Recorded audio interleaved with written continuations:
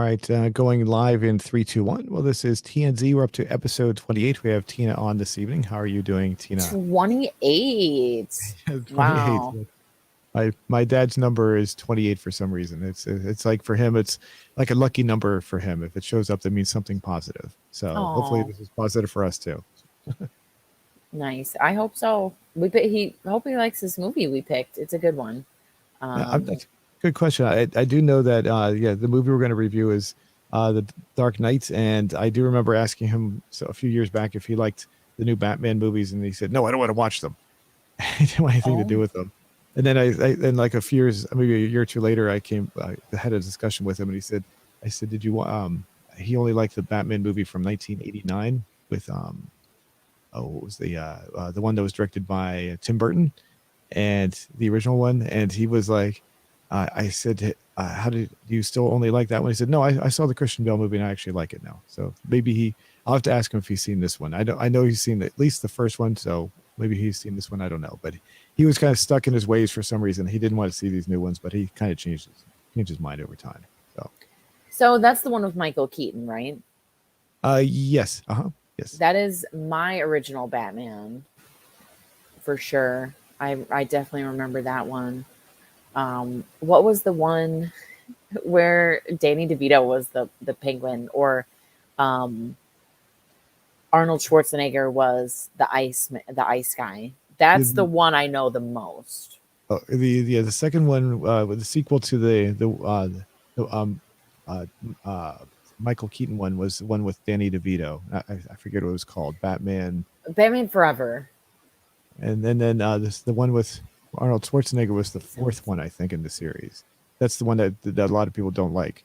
Uh, it's the one where things get a little corny. They have the Batman credit card and all this other stuff. So it became kind of campy. So it wasn't really liked by a lot of people. So Oh, maybe that's the Batman Forever one. But yes, I definitely remember seeing a few of them.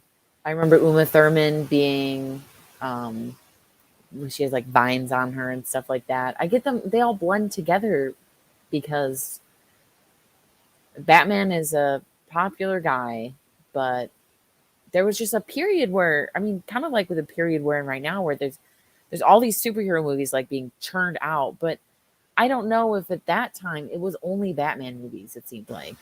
right. I remember when that was new. By the way, when the very first one came out in '89, people were like how come this is so dark? Because up until then, Oh. the superhero movies were not that dark. So and the violence and the killing, and it was like you didn't see people getting killed on that kind of level. So and it was quite a difference compared to what people were used to. So Okay. and also Batman in that movie actually kills people. If you watch that movie, he actually kills people outright. He tosses them off of buildings. He blows up buildings. So it was kind of new and different concept. They were used to the Adam West campy Batman from the 1960s. If you remember that one. If you, I do. And I am glad of the direction Batman has gone in throughout the years. I'll and just also Michael Keaton at the time was not considered to be a good Batman until people saw the movie. They were like, "How can you put Michael Keaton in that role?" They were like, "That's the guy who played Mr. Mom." It's like that's a people are like, "How can you put that guy?" And then he came on. It turned out he was actually pretty good. So he is, and he's, with Birdman, he's done more than one superhero movie now. He's such a yes, good actor. He's such a good actor. and also I heard he's going to reprise his role apparently in an upcoming Batman movie of some kind. So it's like some sort of crossover. So he's going to be coming back to playing the same role that he was playing originally. I don't know how that's going to work exactly. So they're going to have some sort of universe crossover. They have multiple uh, movies crossing over and blending into one in some way. Like the I don't know if you saw the recent Spider-Man movie, but they did the Mhm. same thing. They had three different Spider-Men. I guess there's a plural for Spider-Man is Spider-Men. So, but they're Tobey Maguire plus the other two Spider-Men in there as well, the new one and the other one. So, Very good. Yeah, it's. I don't know. I think of myself as a superhero purist. Um, Not a big fan of the Marvel universe stuff that goes on, and the countless movies you have to watch, and all the inside jokes and the after credit scenes and things like that. But there are good superhero movies, and I do appreciate certain superheroes. So, um, Dark Knight being one of the best. Right. And then I agree with you. The new one, I can't watch those newer ones only because I don't know what's going on because there's too many inside references. Yes. Oh my god. And they're all best friends, and it's like okay, I guess in the superhero world you guys would be best friends, but just tone it down. Just come on. Just bring it back a little bit. I'm not a part of the social circle, so moving too fast for me. But before we go too far, I would like to remind everyone, if you'd like to support what we're doing, we have an affiliate link for NordVPN in the description below. So if you were to purchase that service, it helps fund what we're doing. And I will say that I checked the progress. We're getting about 200 clicks a week on average, maybe a little less than that. People are actually clicking on the link. We got at least 1 or 2 people that bought the service, which is nice. So we appreciate that so far. The service, you can hide your identity and protect your personal information. And several people have also stated you can watch streaming from different parts of the world where it may be blocked from where you're located. So, and Yes. I've used NordVPN myself, so I definitely say it's a pretty good service. And if the price that they give you is definitely discounted. I don't remember how much of a discount, but it's about at least half off, maybe not quite a third, but it's better than the actual price. So if you decide to buy that, we'd appreciate that. And thanks for watching as well, or thanks for supporting us, I should say. Yes, thank you. I'm using NordVPN to watch Big Brother Canada as we go on. So if you like live streams, that's the good live stream, good feeds going on. But that's another conversation. Yeah. But you can, it works to watch other shows in other countries. So. All right. So let's see.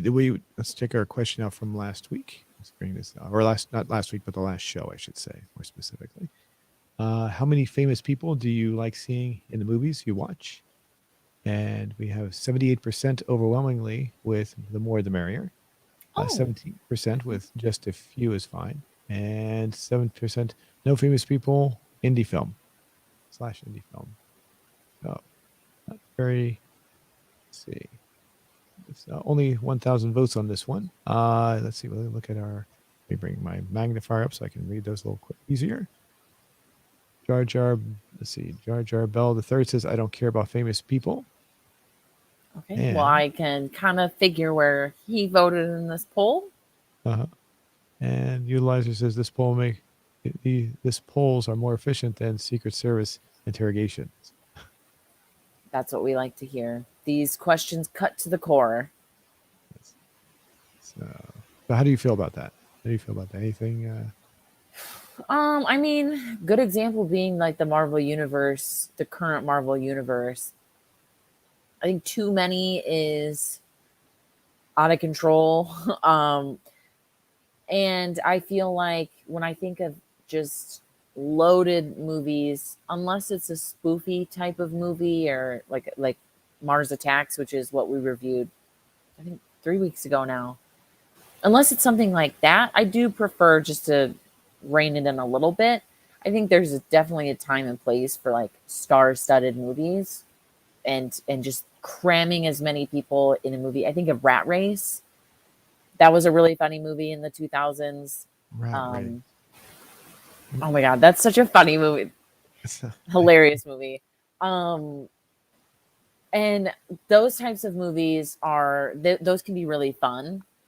But for a regular, say, drama, regular movie, I personally want to not know every actor, because just like Michael Keaton, I know him from Mr. Mom. Like, how can he do this role? I'm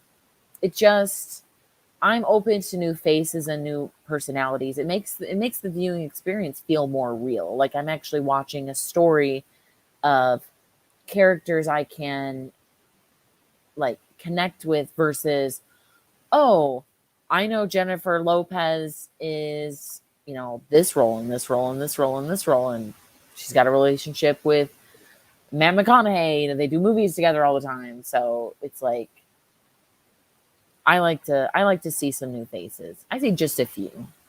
Mhm. Just a few. Right. Like Yeah. 1 to 2.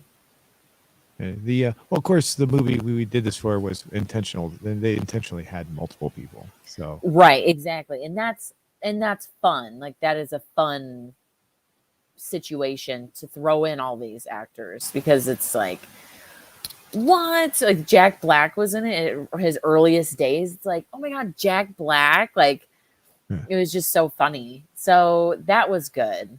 Because it's so goofy, you can throw in all these people. An example of a movie where they threw in several well-known people would be the movie "It's a Mad, Mad, Mad, Mad World" from 1963. Have you ever seen that movie? No, but I've heard of it. At the time, they had a pretty much as many celebrity celebrity well-known actors, I should say. A lot of them making cameos. A lot of them just it was just full of people that were well known. So it's kind of like the movie we saw, Mars Attacks. Just a whole bunch of people throughout the entire movie. It's pretty funny. So Yeah, in that situation, it worked pretty well, I thought. definitely good times to have to load it with as many people as possible. There's definitely a time and place for that. Now, of course, if you're not from 1963, like neither of us are, you might not know who all those people are. So that's the big thing. Like whereas a movie from our era or from closer to our era, we would know who that is. So it's kind of, if you don't know who they are, it doesn't really ruin it, but you just might not realize that there's a celebrity cameo on the screen. You might not might just miss it altogether. That's the only drawback. So Yeah. What is a star studded movie if you don't recognize any of the names and faces in it? that's a good point. It's a good point. Yeah. So, but yeah. Alrighty, so we can ask our next question for this week. And you wanted to, what was the question? I know we were discussing this before we went live. Um, I mean, it's kind of similar to this actually. Now that I'm thinking about it, how many, how many, how did I say this to you earlier? We have new Batman coming out, new Spider-Man coming out. How many, like what is your threshold of superhero remakes? Okay. Like, does that make sense? What Mm. is, have we passed the threshold for people? The newest Batman actually looks really good. I don't know anything about it, so no spoilers in the chat, please, because I know Zoom wants to see it too.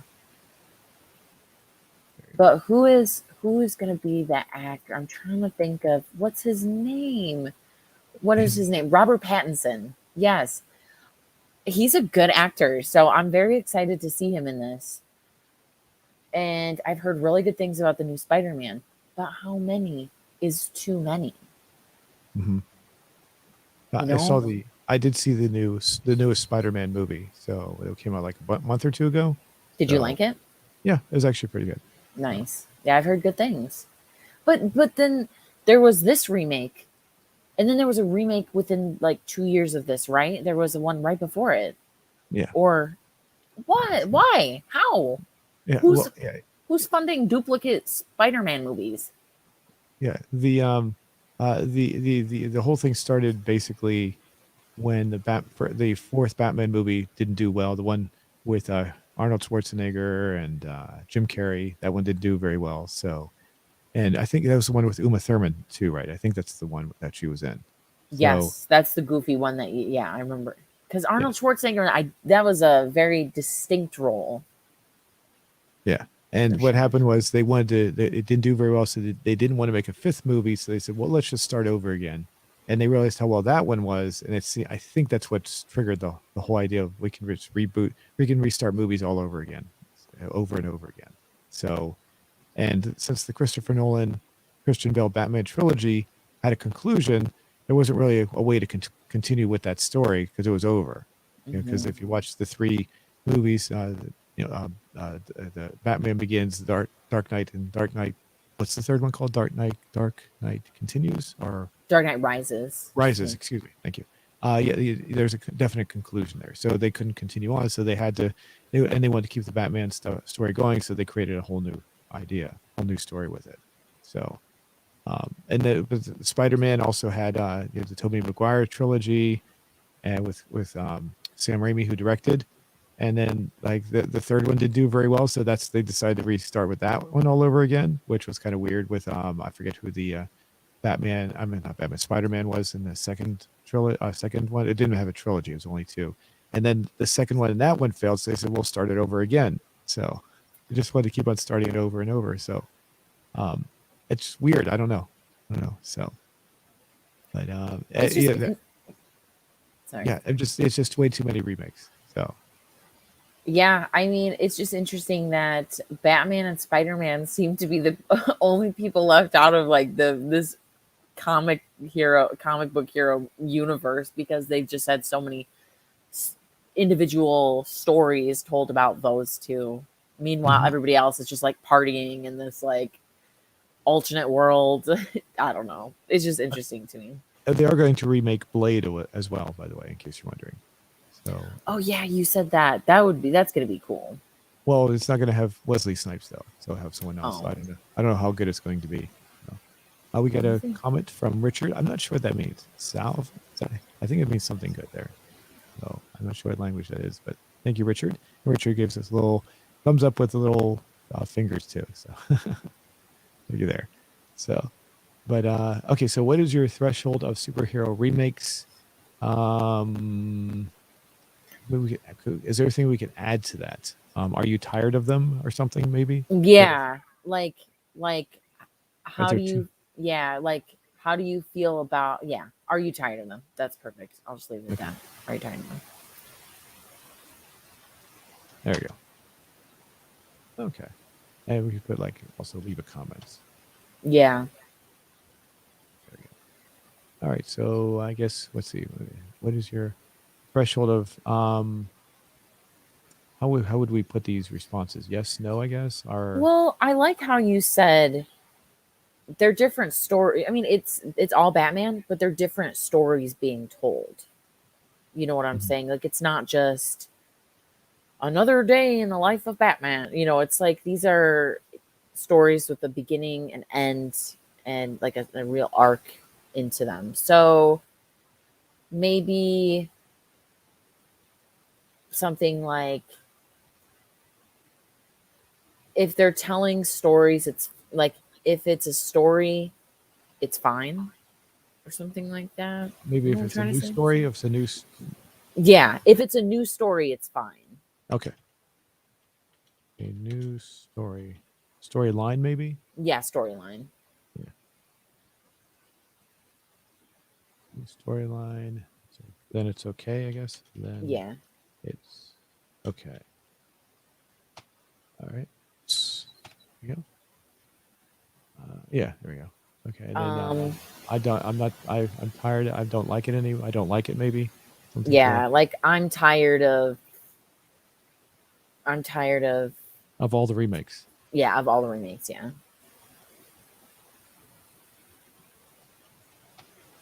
Okay. Maybe I don't care. It doesn't bother me. So. I would say keep them coming. Like I love them. Okay. Something like that. How about keep okay. Yeah, keep them Coming. keep them coming. Okay. And then we do add the I don't care. Doesn't bother Yeah, me. like no opinion. Yeah.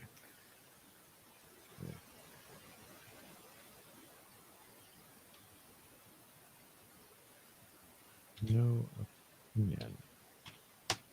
There we go. Alrighty. So look good?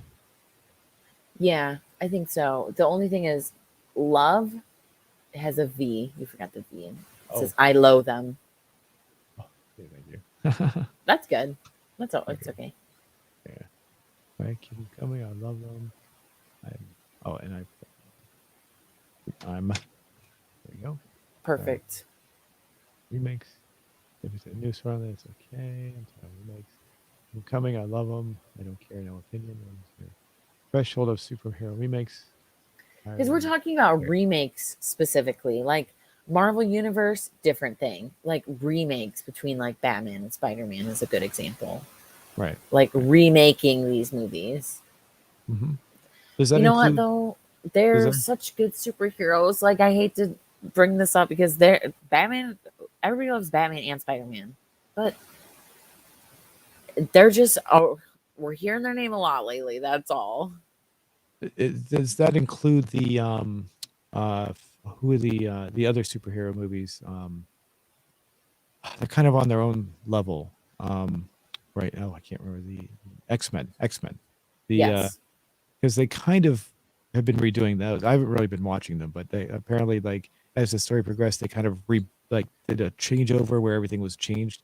I guess that doesn't really count though. They were like changing it like the whole storyline as the movies went along, so that doesn't really count as a remake. So I heard they're going to possibly do remake those as well, apparently. So, Well, I would consider those if it's personal feeling. If you feel like it does, then sure. okay. All right. Does that look good? I think it looks great. All right, there we go. We'll post that. We'll come back to that later on. All right, we got see gaming with Android saying hi, I love you. Oh, we love you back. Thank you very much. And then give me your soul now says banana. So, Banana. banana back to you. I'm not sure what that means. So hopefully it means something positive. So Banana back to you. I love that. our movie tonight, as we were discussing, The Dark Knight, which is the second of the Christopher Nolan. I'm not Christopher Nolan trilogy. Christopher Nolan being the director, directed all three of these, and then of course Kristen Bale is the Batman in all of these as well. So, and had you seen this before? You had seen this, correct? So I had seen this. It was a very long time ago. It was around when it came out. I didn't quite remember everything. It was very spotty.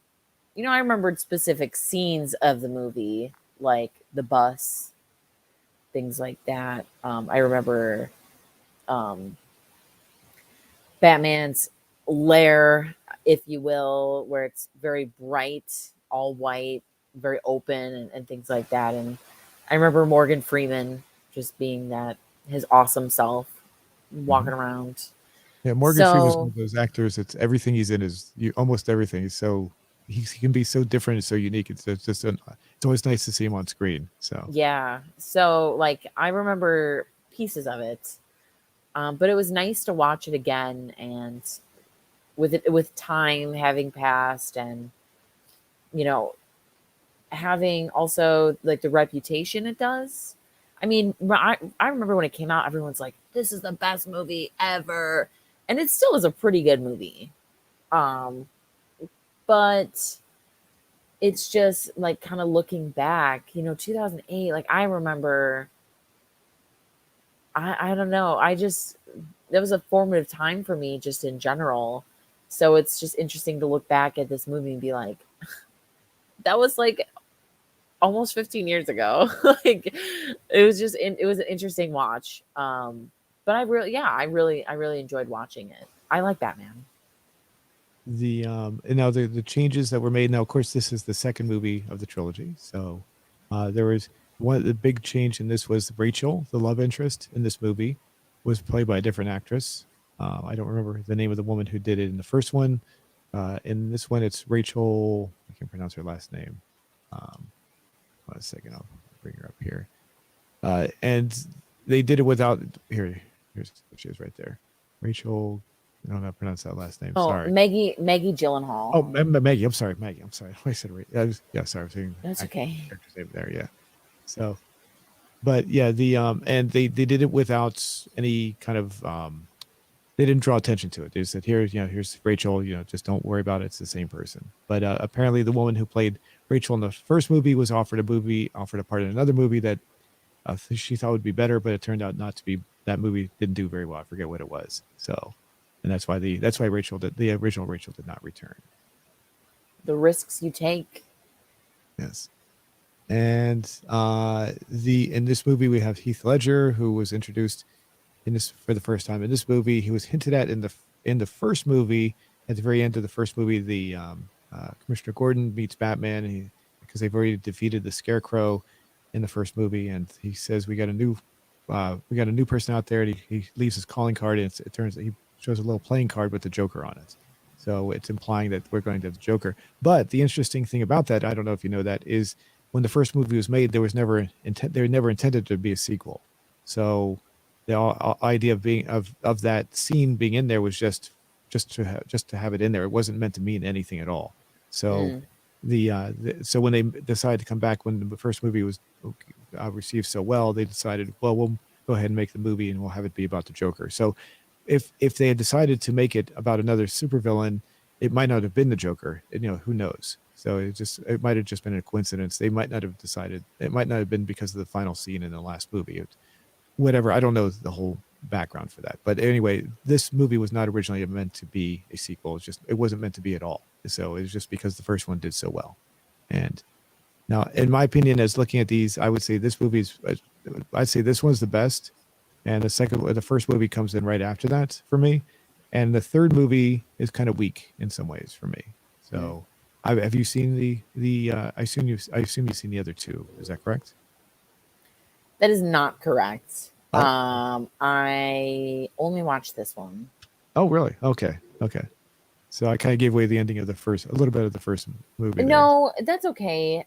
You didn't. But that it just makes sense though, because when I watched this, I could definitely tell I was picking it up in the middle of a story. So you know what I mean? Because Christian Bale didn't need any. I mean, not that he would have needed in the introduction in general, but it was a little bit as if, oh, you knew, you going into this movie, you already know what's going on type of feel to it, and that's true because it's a sequel. So Mhm. yeah. Yeah.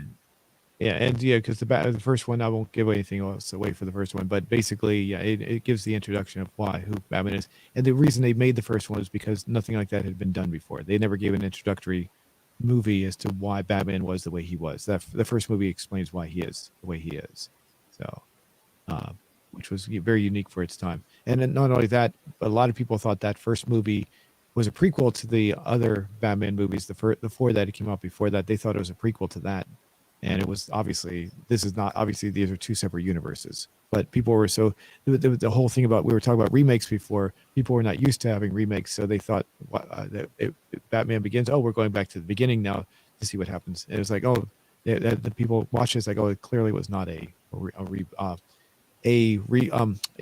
prequel. It was definitely a remake. That was like we were talking about. It just wasn't common at the time at all. So, Hmm.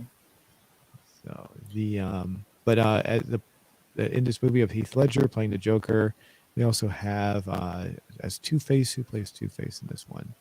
Um, I just looked his name up. Aaron Eckert. Aaron Eckhart, yes, Harvey Dent / Two Face. So the nice thing about these Batman movies is this is something that was going on during the late 2000s and early 20 teens. Is that what they're called? Where they had either a science fiction movie or superhero movie that was grounded more in reality. So this one comes across as being very realistic in ways, and that obviously it's not necessarily realistic, but it's more grounded in reality than most of the other superhero movies that are out there. So you feel like this might be plausible. This stuff that the things that are going on in all three of these movies comes across as a as being plausible in some way. Let me see. We got a comment real quick. It says, "Unwise wings." Was my comment removed? Nope. Sorry, we didn't see your comment. So whatever it was, it didn't show up. So sorry, we didn't remove any. We don't remove comments unless there's something bad or something. We will remove those. But nope, we didn't see your comment there. So um, the so these all three movies. The other TV shows at the time that were also very heavily grounded more in a reality base were Battlestar Galactica, which we reviewed. You and I both reviewed. That also came out during the same time period, and also the TV show Lost was also more heavily grounded in reality. So, It and got freaky. From what I know, it started getting real wild. But yes, it initially it was grounded in reality. yeah, yeah.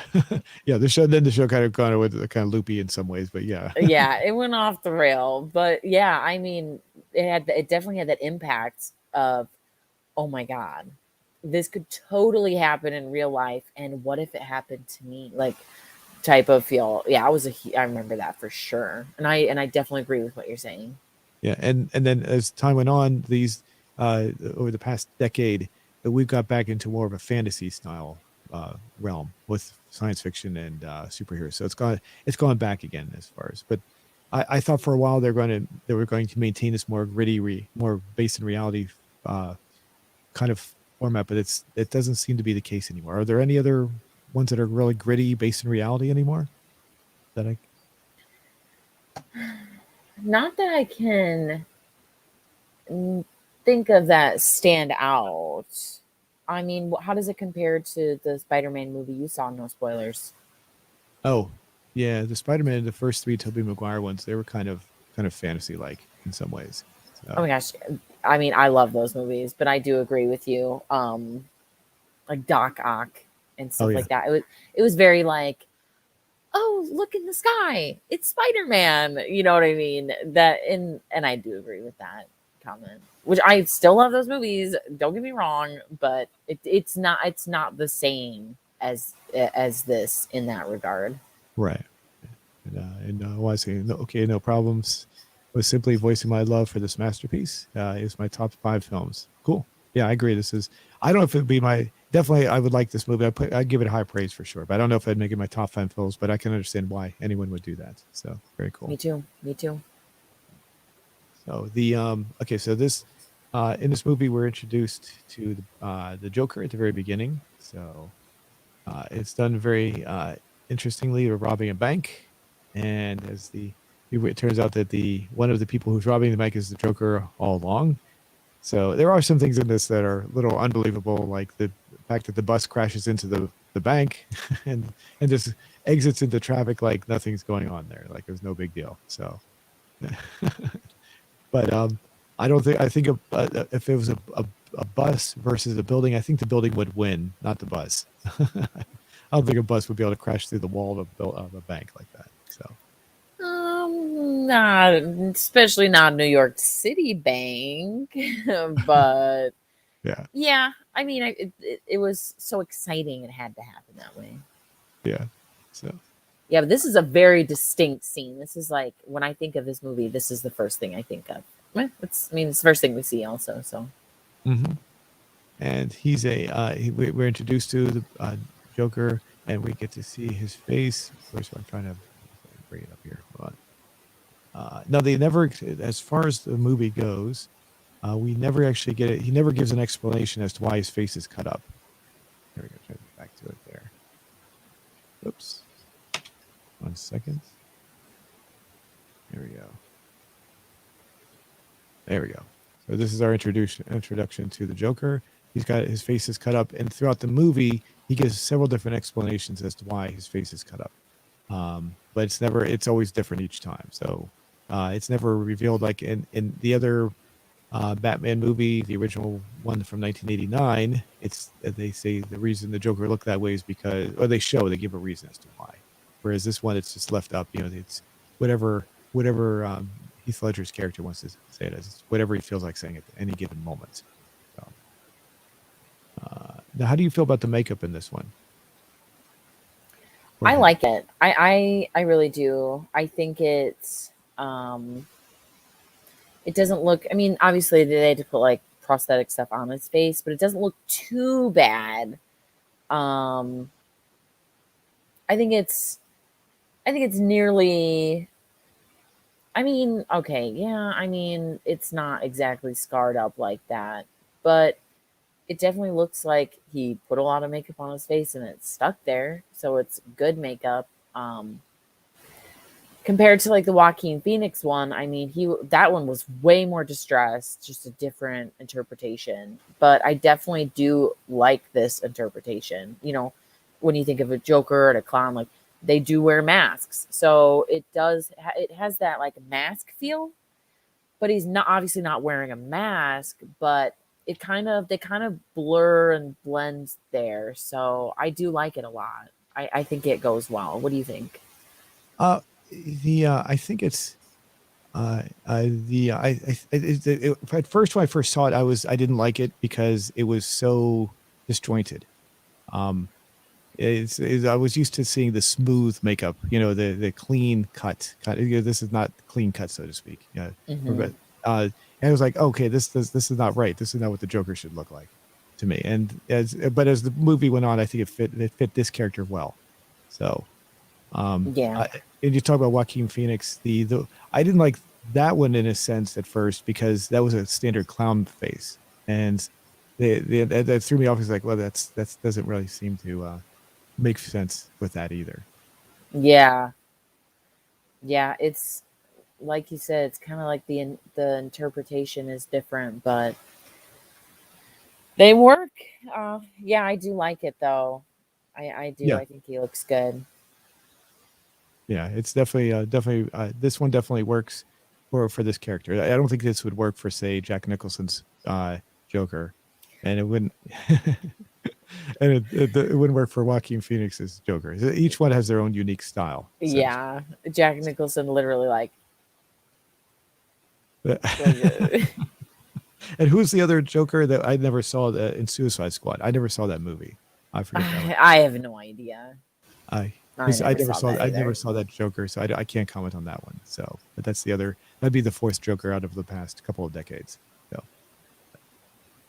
and as the movie itself, it keeps that gritty, kind of realistic attitude. We have a cameo by the Scarecrow. This is from the first movie. So, the interesting thing about the Scarecrow is, in this is he makes a cameo in this. Plus, well, I don't give away too much, but he also makes a cameo in the third movie as well. So Mm. his character does not get killed off. The interesting thing about these Batman movies is that Batman doesn't kill anybody in these movies. Well, it's kind of a gray area. The first movie, without giving much away, I mean, he technically doesn't kill someone, but he doesn't try to save someone either. So that's kind of that's kind of a weak way of saying he doesn't kill somebody, but in a way he kind of does. So let's see. Oh, here he goes. Yeah, he loves to come here. Let's say thank you, Jared Leto. Yeah, was the is suicide. Thank you very much. Yeah, yeah, Oh, and now I remember what his makeup yes, looked like. Oh my god. Um. Yeah. That movie got ripped on so bad. That movie got torn apart. He did. mm, Yeah, I remember the makeup now that Unwise mentioned that.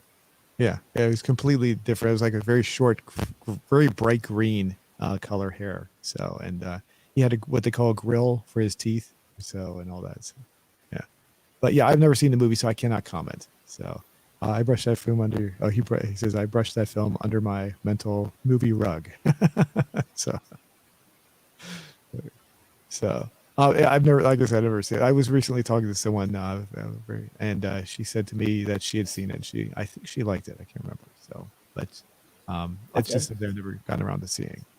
Um, so in this one, we see that there are a lot of Batman clones. Have you seen the movie Kick Ass? Yeah. Okay, and the main character in that one is like a Batman parody. So by I know Nicolas Cage. Nicolas Cage. There's a Batman parody in this one. So in that one, I mean, and in this one we have kind of like something similar right here. We have people emulating Batman because they want to be superheroes. And I like the line. He says, "What's the difference between you and us?" And he says, "I'm not wearing hockey pads or not or hockey, whatever it is." Like neat. Yeah. And then, so um, the in this one, Batman is established. Obviously, the rapport between the two of them was established in the first movie, so it took a lot. And I think it obviously we're not discussing the first movie, but the first movie does a very good job of discussing how the two of them gained their trust and friendship. And so in this movie, they are friends and they trust each other. So and it wasn't without giving too much, it wasn't the case when they first met in the first movie. It was done very well. So, but as far as Commissioner Gordon and Batman goes, and who does Commissioner Gordon in this? What's his name? I forget his name. Hold on. He's a very good actor. Yeah. Yeah. Uh, I'm not totally sure either. Me. yeah, I know it. I just I'll know Gary Oldman. Gary Oldman. So Gary Oldman, he played. He's done so many different roles, and from what I understand, the reason he was brought in for the first movie was he apparently he's always playing the bad guy, so they decided to make him a good guy in the first movie, and that's why he's a good guy in these. But he's in this one, he's very straightforward, there's not much to him. He doesn't have he doesn't have kind of zaniness he has in some of the other roles. I don't know if have you seen him in other roles? Yeah, I mean, he was in Harry Potter, but also I There's think also of The Fifth Element. He had yeah a there yeah. amazing role, which is a movie we should definitely review now that we're talking about it. But yeah, he's such a Um, radically different. yeah, he's all over the place, but very talented. Oh yeah, Very yeah, talented. yeah. I've only seen him in a few movies, but he's always it's like Morgan Freeman. It's like you see the guy and you realize, oh, he's good. He's it's just all something you see him. He's always playing something good, and always, well, at least the ones I've seen him in, he's always been pretty good there. So Yeah, yeah, we agree got with that for sure. it says unwise. Ring says in regards to the Joker not killing anyone, would that let me break a second. Your kind of blocking your face there. Sorry about that. There we go. So the Joker not killing one. Would that scene where he hangs a copycat Batman off the building in front of Dent's office be considered a murder, or was he killed, or was he killed by, or was he killed by someone? By I think it was by someone else beforehand. I think it was by someone else beforehand. Um, hmm. Let's see. He does kill that one person in the video. At least it's heavily implied when he has the scene. Let me bring you back down because there's too much stuff there. There was a scene where where the Joker has someone on camera and he wants Batman to come forward and disclose who he is, and it's heavily implied that he kills the person. Well, he does kill people in this one too. So he does kill. He does kill. He also kills. Let me bring this up here. Sorry, I'm trying to bring it up here. But there we go. Sorry. He kills the person here in the scene here where he punches them through he says, I can make this pen disappear or something. I assume he kills him. Yeah. And then there's the scene where he wants him to come forward, and there's there. So I mean, getting back to hold on, let me bring this back over here.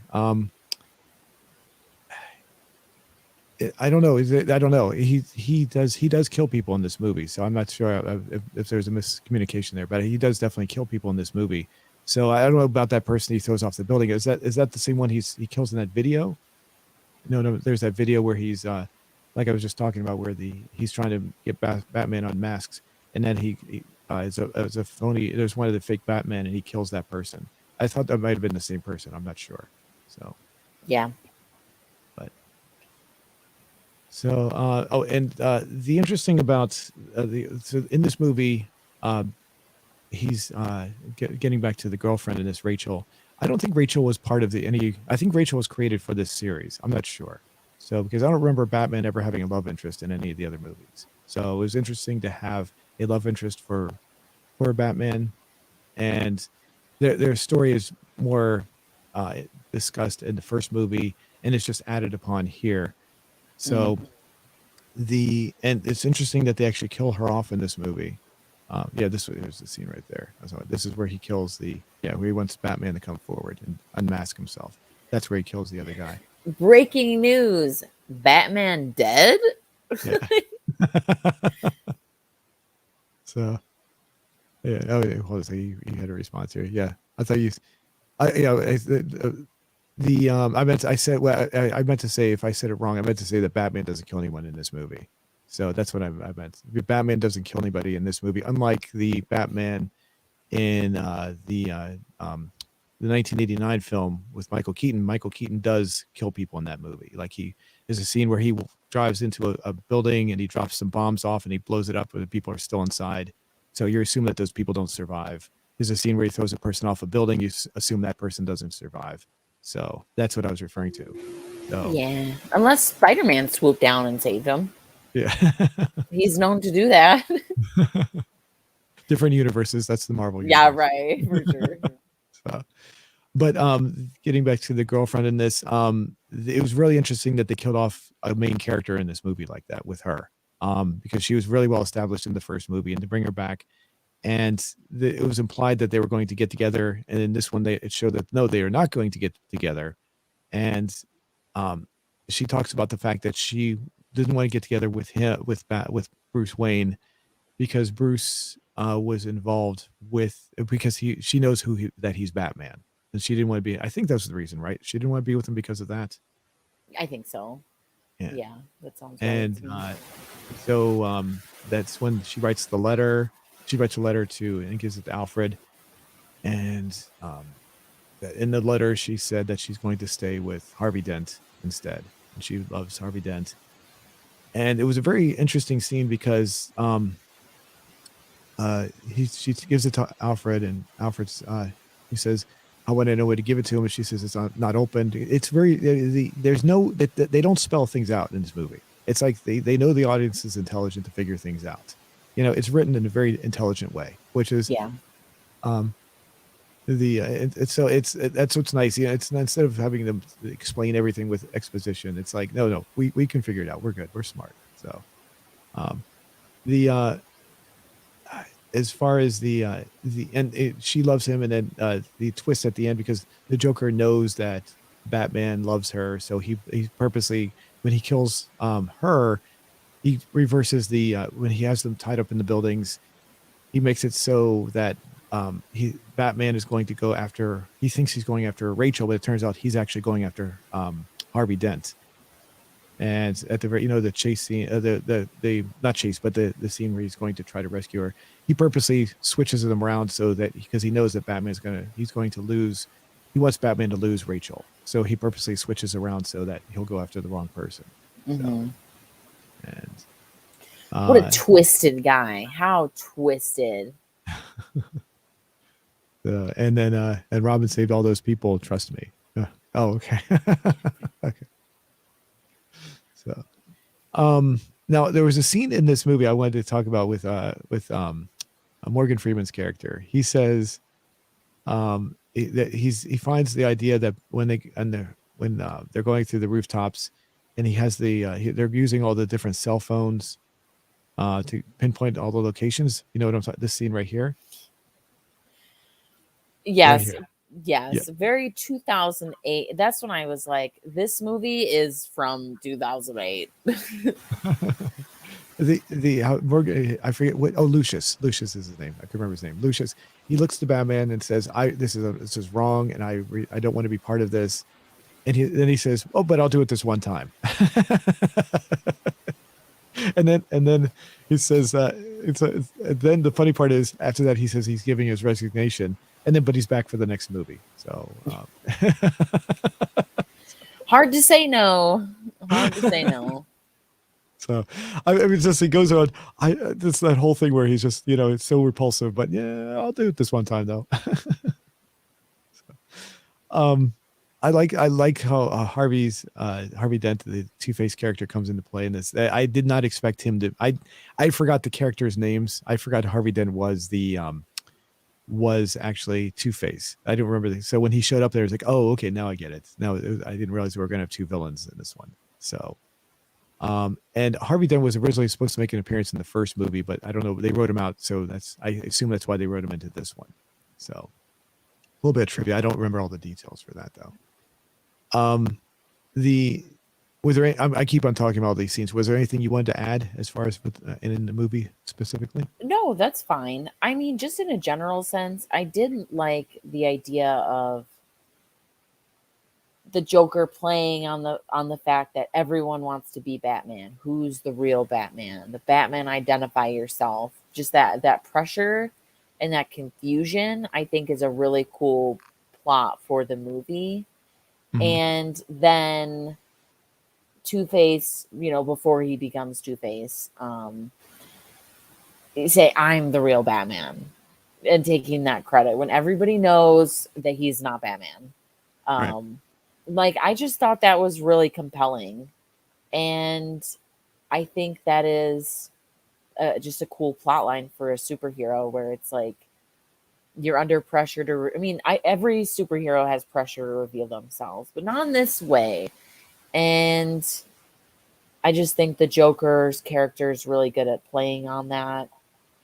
And I liked that as like a base storyline. And I also like the when Alfred, played by, who's Alfred again? I know he's a famous actor. Who is that? Alfred is awesome in this movie, by the way. Um, Michael I know. Caine. Man King, thank you, thank you. He Yeah. comes on and says, oh, they're trying to, Batman's trying to figure out what the Joker is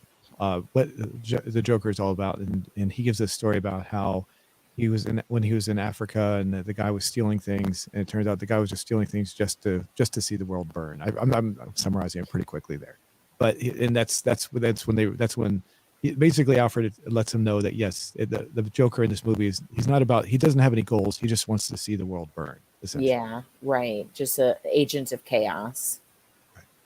So, and I thought that was done pretty well too. How do you feel about the Batmobile in this? The big the tumbler, as they call it in this.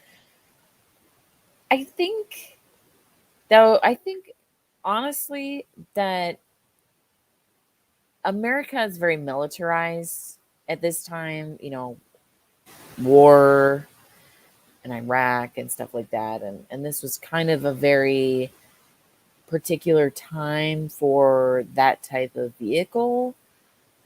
I think it fits with the time well, just from a like standpoint of that. Now we see police cars, police vehicles that are like this because they're just stuff that the military is selling police. So I think it's very relevant to the time frame, like very 2008. Um, just it's not very discreet. I thought Batman had a very long limo type car, but I think it's a good remake, a good modern spin on that car. Yeah, it looks really tough, but um not practical for the streets of New York or the streets of Gotham City. Mhm. Before you, But yeah, it let me looks get cool. It looks yeah, before cool. you get back too far, it just goes over your head with the intensity of the scene when you're watching it. So, Yeah. Yeah, I mean, for sure. yeah. But yeah, getting back to the Batmobile, I when I first saw this, I didn't like it, because it doesn't look like the Batmobile to me. So, but Me neither. one thing I will say is I admired, and even though I still don't like the way it looks, I admire the practicality for the movie, where it fits the style of the movie. Yeah, and that I agree with for sure. Like it works. It works definitely. Yeah. Would So, I drive it? No. And you're the car guy. Would you drive this? no, it's not an appealing looking car. No, no. I got the other Batmobiles over here. So this is the one. When I was a kid, I always liked this one, and that was the original one from the 1960s. But it turns out, I don't know if you know this, but this was actually a prototype that was made by Ford for the Lincoln Futura that was never built. So it was actually a car that Ford was thinking of building for their Lincoln lineup, and it never got built. So That's pretty cool. yeah, so I like this one, and I also like this. Where's the it was on here, the one for the new movie too. This is the one for the new movie. So I like this one because it looks like a 60s, early 70s muscle car, kind Yeah, of. that looks cool.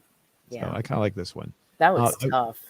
the one I don't like, I utterly despise, is this one right here. I hate this one.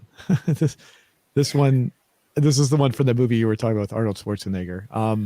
This one just looks ridiculous to me. So That movie was just out of control.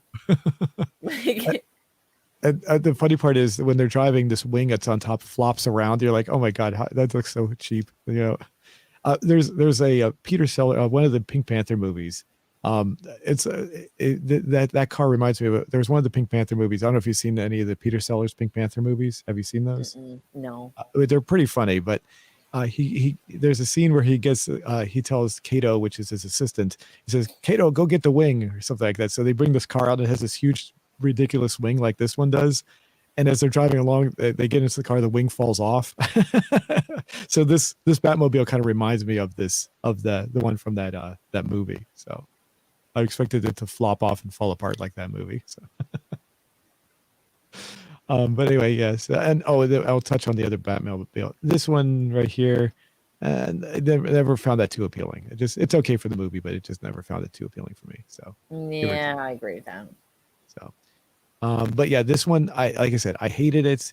I still don't really like the design, but I still, at the same time, I really admire it for its practicality. And again, it works well for this movie. So, it comes across as making it more gritty and realistic. It comes across as something that's very plausible, so to speak. And then, of course, it explodes, and then we have the bat bike. And I was recently watching a person who's a stunt bike rider for movies, and he said that these stunts, these are real. These are all practical effects. Almost everything. There's very little CGI in this. So this person is really riding a bike that has these huge wheels on it, and Wow. he said that it is incredibly difficult to ride a bike with these huge wheels. The rider that's on there has to make the turns are incredibly difficult. Unlike with narrow tires, you can make a very easy turn.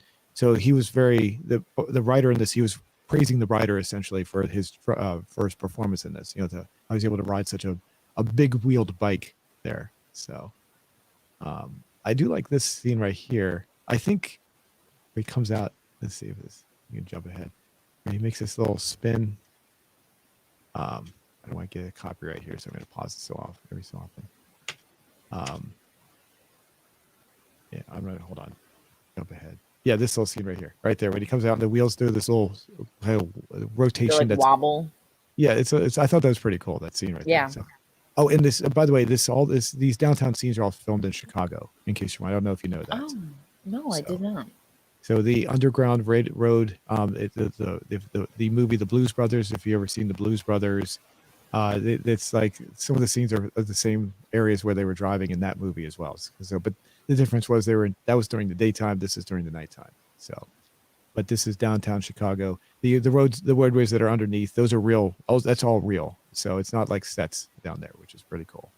I thought the effect of the tractor trailer flipping upside down was awesome. It was pretty good for a practical effect. That whole thing just flips upside down. It didn't look realistic. I don't think it would flip up like that, but the effect was still pretty good, especially since it was in CGI and everything. So, let's see,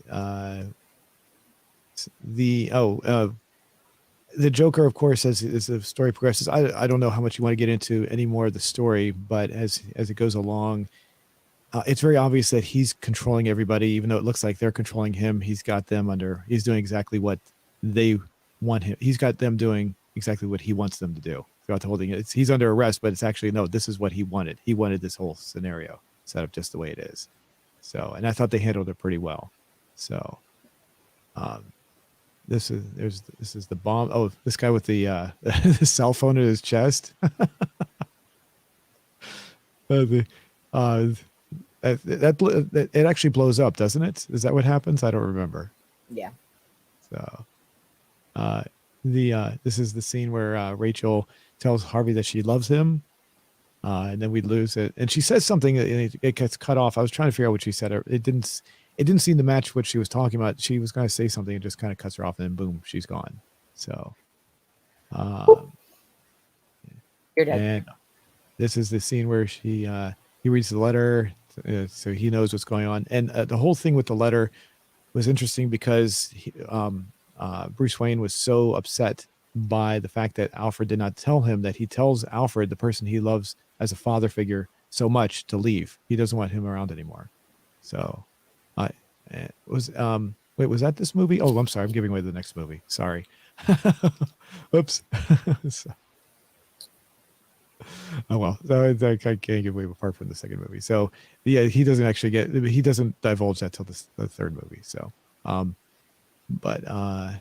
this is the introduction of Two-Face as a character in the hospital. There, we get to see his face for the first time. I thought that effect was really good there too. So, Oh yeah, that definitely stand out. let's see. And just even looking back, like remembering, like that is a very big visual of this movie, for sure. Mm-hmm. There we go. I see. Hold on. Come on. I remember watching it and I'm like, oh, what's it gonna look? What's it gonna be? And then it's like Oh. It's trying to. Well, we I can't get the darn it. It's not working right here. There we go. Now it's jumping. There we go. There we go. Nice try. Ah. Yeah, Pretty good there. it's So, grisly. and so basically, the as the plot goes along, there's a whole scene with the boat. We don't really have to dwell too much on the boat scene, but basically, the boat scene was like he was trying to see if he was trying to get the people to kill themselves by putting the bombs on the opposite boats. Um, but the big scene is the end, because he basically he was able to make Harvey Dent, who was considered to be a very pristine, very proper, or what's the right word, a very good Honorable. honorable person. Yes, thank you. But honorable person. He was able to convert him to being a criminal, just like him. That was the goal, was to convert someone who was good into someone who was evil, like he was. So, and he succeeded in doing that. So, and at the very end of the movie, what happens is Oh, Harvey sorry. Dent, he dies. Harvey Dent dies, and they don't want the Joker to win. So Batman and Commissioner Gordon decide we're going to, that Harvey Dent was not a bad person. We're going to let everyone remember him as a hero to the city. And Batman decides he's going to take the blame for everything that Harvey Dent did. He's going to take the fall, and which is a very, very, very interesting way of doing something. He's being Batman's being the hero. How did he phrase it? He's the hero that we don't need right now, or something to that. I forget how he phrased it, but it was like, wow. It was like, that was pretty, because he's Batman is doing the right thing, but it's like, but he becomes the villain essentially for doing the right thing essentially. So Yeah. the and at the very end, of course, Morgan Freeman shuts everything down, and the as the movie as it goes off, we see Commissioner Gordon say we're going to hunt him down. He destroys the bat light, so he can't call him anymore. And the it's that's it leads up to the fact that there's going to be another movie. So this one clearly leads up to this is only as with what's done in a lot of movies, when there's a second movie, it leads up to the possibility of there being a third movie for sure. I mean, it definitely builds up to a follow-up story of some kind. So, Yeah. and I guess that's about it. Anything else you'd like to add about the movie, or? No, I think that's about it too. There's some, for anybody who's seen the movie, there's just some really standout scenes that, unforgettable, like the hospital scene, pen scene, the banks, stuff like that. Very like visually memorable movie. Like Harvey Dent's makeup, his like facial effects and stuff like that. I think it's pretty well rounded. And it's like you said, it's definitely intelligent. Like it doesn't we don't have to waste time explaining anything. I feel like it's one of the first I mean, not that you like Batman had taken a different direction in the past where he wasn't the look in the sky, it's Batman, So this was building on other movies and stories of Batman kind of being this dark kind of figure. But I feel like this was like the first prestige type of movie with him, where it's like maybe it's just the camera quality, but it was very, it was like 2.5 hours. So it's like one of the first movies I felt like where this was like, this is not just a superhero. This is like this has depth. It's daring, really involved and well thought out criminals. So that's kind of what I feel. Prestige isn't the right word. That's has a different meaning in like movies and TV shows, but that's how I feel. It was like definitely a big step up and kind of led the charge for where superhero movies are, I think. Mm-hmm. But And also, I mean, there's like you said, obviously, you said you noticed this that when you saw this movie, it was already with the understanding that you understood Batman's background, so they were jumping into a story that they didn't have to explain anything. So Definitely. Yeah, definitely. And that's the thing too, like you wouldn't seek this movie out, I feel like, if you didn't know who Batman was. Like this is I feel like maybe the first one is okay, this is Batman. He's Bruce Wayne and he's a CEO and he's a millionaire, but also at his nightlife, he's a superhero. So, I mean, I don't know how many kids were watching this movie, but any like older teen, any teen to adult would already know who he was, and then wouldn't need necessarily like an explanation of his personality, because it pretty much sums it up in what I said. Like CEO by day, millionaire, superhero by night, complicated guy. That's and really yeah, it. and of course, Bruce Wayne, he purposely makes Bruce Wayne out to be this the exact opposite, undisciplined, I guess, kind of, just Slacker. yeah, just it's just to create that idea so that people don't see that he's actually Batman. So they create an exact opposite kind of personality, kind of thing. Yeah. And yeah, I can't think of anything else. I guess so. What would you overall give this movie? Now, obviously, I've seen the other two, so and it's so you wouldn't you haven't seen the backstory, and you haven't seen the follow up on this. So No. As a but I can't rate it as a trilogy. right, yeah, that's what it's going to lead up to. Yeah, so it'd just be like this movie, which is interesting, which is a very unique perspective. I don't think I've met anybody who, whenever I talk to people, I've never seen anybody who's actually seen just this one movie by itself. So I think by itself, I mean, I'd still give it like a 7, oh, which okay. in my scale, 5 is average. 5 is like average movie, just, like it's good. It's got some, it's just average. So I definitely think it's above average, but having not seen the other ones and being able to compare it that way, it might be higher if I had the full story. Um, I know this movie had a huge impact on everybody. I mean, what? I think it sold $1 billion in like 2008 money. So like it was a huge deal. Like everyone saw this movie. So it's definitely significant, and I mean, who doesn't like this movie, honestly? I think it's solid, it's good, it's dark, and we like Heath Ledger as the villain. Rest his soul. Um, we like Heath Ledger, and Harvey Dent was really cool. Like that was a cool way to end with him. Like it was good. I really just think it's good all around. Um, if I saw the rest of them, I think it would be higher. Okay.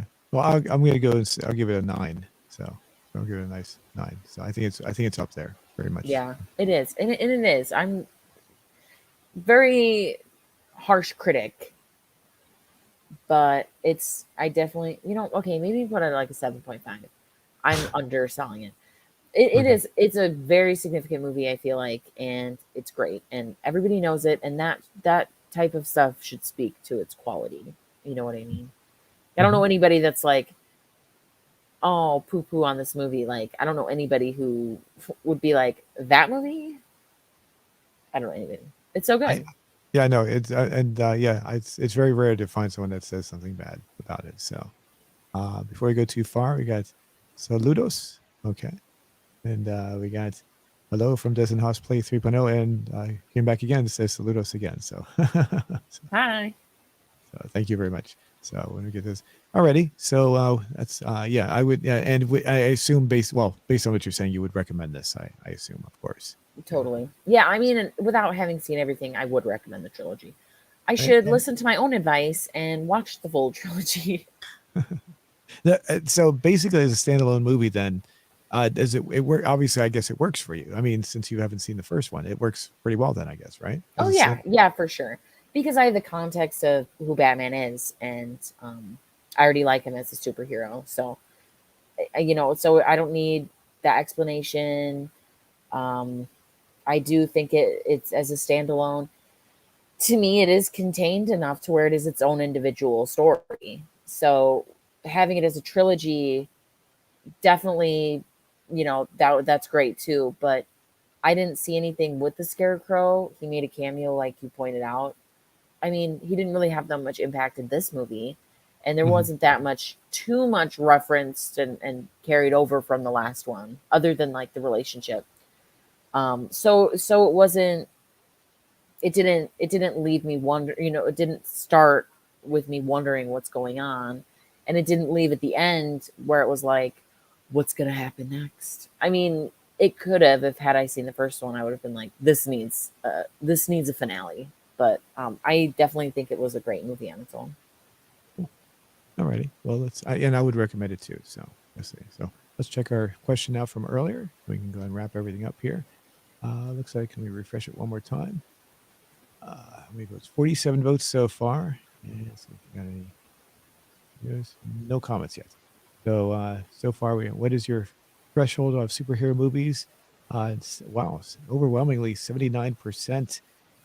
If it's a new storyline, then it's okay. Okay. Cool. See, 15% with I'm tired of the remakes, of all the remakes. 6% with I don't care, no opinion, and 0% keep them coming. I love them. So, I mean, that just shows though that people are more interested in the story than they are the character, than they are the fact that, hey, I've seen this a million times, or like 10 times. Like, that's good because it shows the where people care is the substance of the story, which is a good thing. And it seems like all of these movies are doing a nice job, because if they weren't, we'd get a lot more of where our 15% is at right now. mhm. So, I will say, talking about remakes, when the Tobey Maguire trilogy, Sam Raimi, those three movies came to an end, it was kind of a weird thing to do the Spider-Man movie from the very beginning all over again. So I don't know if you saw I forget the guy who played Spider-Man in those two Tom movies. Holland? Is that no? That's the newer one. That's the No, newer one. okay. That's the one between that and Tobey Maguire. But Okay. when they made that first movie, they did the whole intro story all over again, which was like kind of weird because you just saw that in the three movies back. So we're doing it all over. That was kind of weird to restart them Yeah. from scratch. And it was essentially kind of very similar to the first one. So I saw that movie and it was kind of forgettable. So, and that's something when they do a remake, they don't really need to go back and do the whole story again unless it's done in a different way. But it's just kind of, especially since we've already seen it within the past decade or even sooner or even more recently, I should say. It's kind of weird to do that all over again. We want to see a new story. So, Yeah. alrighty. So Well anything else said.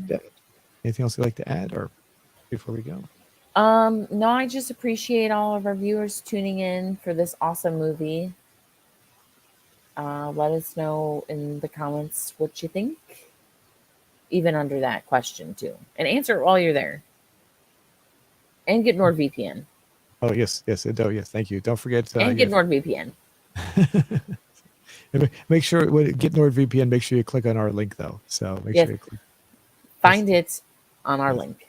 Yes. Make sure you click on the link. And if you purchase the service, we really appreciate that. And yeah, we'll see you. Do you have an idea for what we want to do for next show?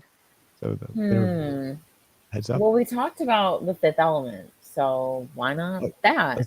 okay, Fifth Element. Yeah. Okay. So yeah, we'll plan on doing the Fifth Element for our next show. And you want to do one next week? Another show next week?